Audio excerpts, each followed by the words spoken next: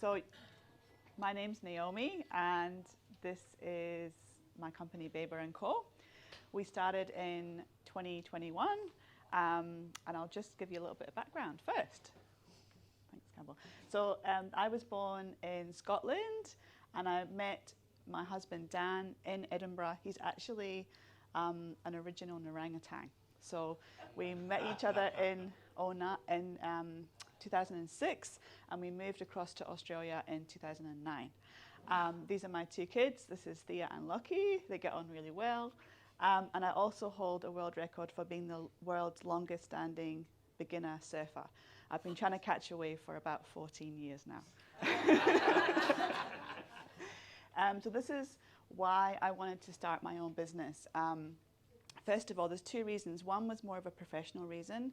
Like property management in a lot of agencies is treated a little bit like a byproduct of sales, and we're not given much support. You don't get paid very much, and you deal with a lot of emotional issues, but you don't. The pay doesn't really equal that. So I wanted to really give property management the attention that it deserves, because we're looking after people's really valuable asset. My other reason for going out on my own was to have a job where I could work around my children and be able to go to athletics and cross country without having to watch the time and like run away and feel guilty. And also all my family is still in Scotland. My mum and my sister and my two beautiful nephews are still there. So I wanted a job where I wasn't constrained by 4 weeks of annual leave a year, because it's not really enough if you want to go back to the UK once a year. So I wanted something that was a little bit more flexible. Thanks. So my background, I actually have an honours degree in mechanical engineering, but it wasn't really my thing. It wasn't much customer service in it and people, and I like to have that social people side to my job.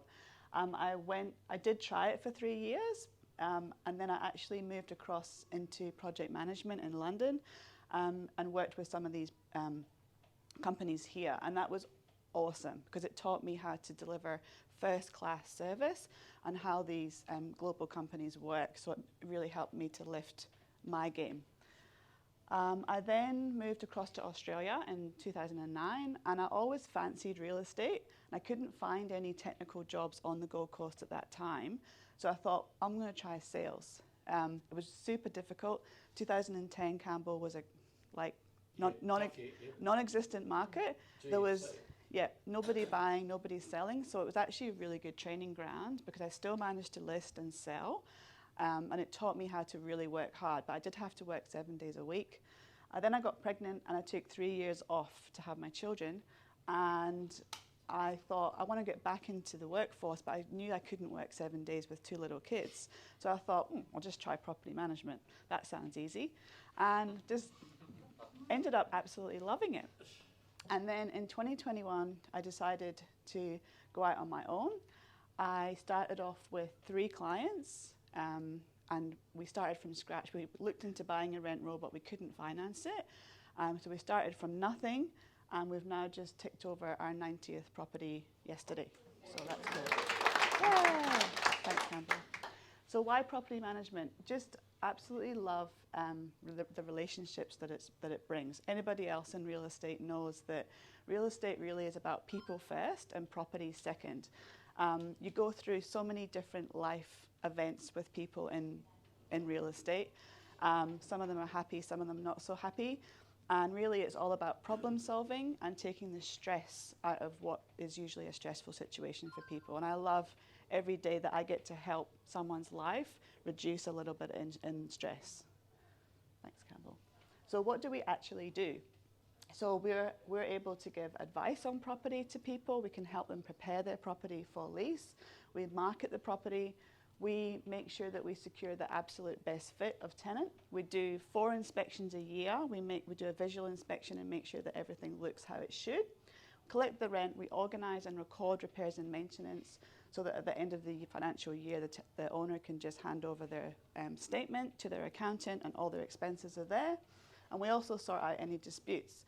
But along the way, we wear many other hats too, as you'll know, Julie, as well. We do a little bit of life coaching, a little bit of financial coaching, a little bit of emotional coaching. So there's lots of different things, and the variation keeps it super interesting. So we get told that we're different from a lot of other agents, and sometimes it's hard to describe in 60 seconds what that actually means. So I thought I'd just bring up some little examples. So we won't stop doing viewings until we feel that we've secured the absolute perfect fit for a property. If you get that bit right, the rest is easy. So even if it takes me 5 viewings, I won't stop till I feel like I've got the perfect person to present to the owner. A lot of the, oh sorry Campbell, a lot of people come across to us and their biggest complaint is that their last property manager didn't get back to them for days. So we make sure that we get back to people the same day. Experience. It only takes 3 days to train and become a property manager. So in 3 days, someone can be out on the street looking at your asset, meant to be looking after it in the best possible way. That doesn't always work. So I've got nearly 10 years experience now, and it really does help. It means that I know what to do, who to call, the quickest possible way to get that problem solved. And another thing that we do, which is a little bit different, a lot of property managers act like law enforcement officers or lawyers.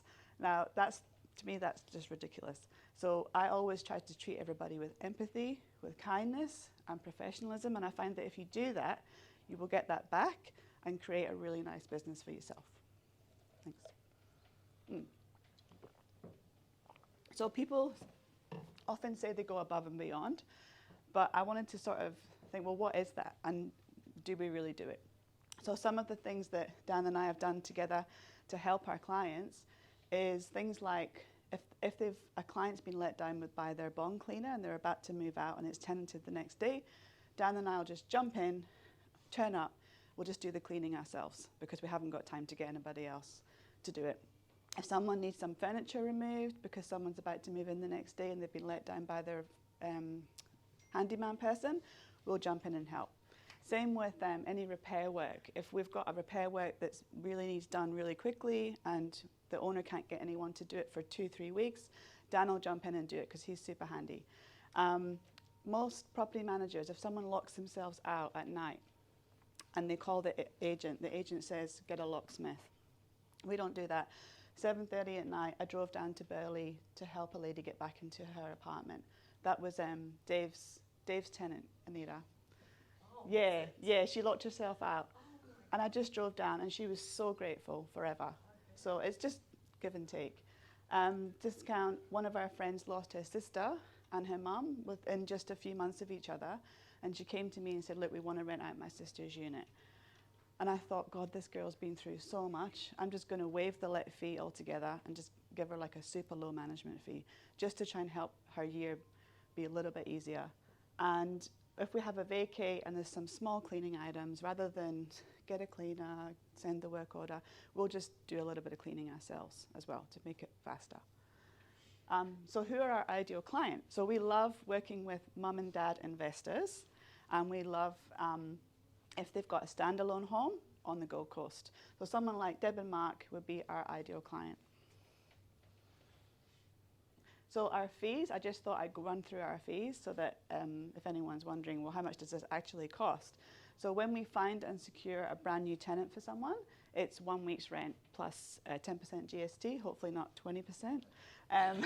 Advertising with realestate.com is $145, and that gets you the best size and exposure of ad. Professional photography is from $160 to $195. Our management fee depends on the value of the property, so it might be 6% if it's a really high value property, or maybe 8% if it's a lower value. If we have to go to QCAT, which doesn't happen often, thank God, it's $110 an hour, and same for the insurance claim. And thanks for listening. Does anyone have any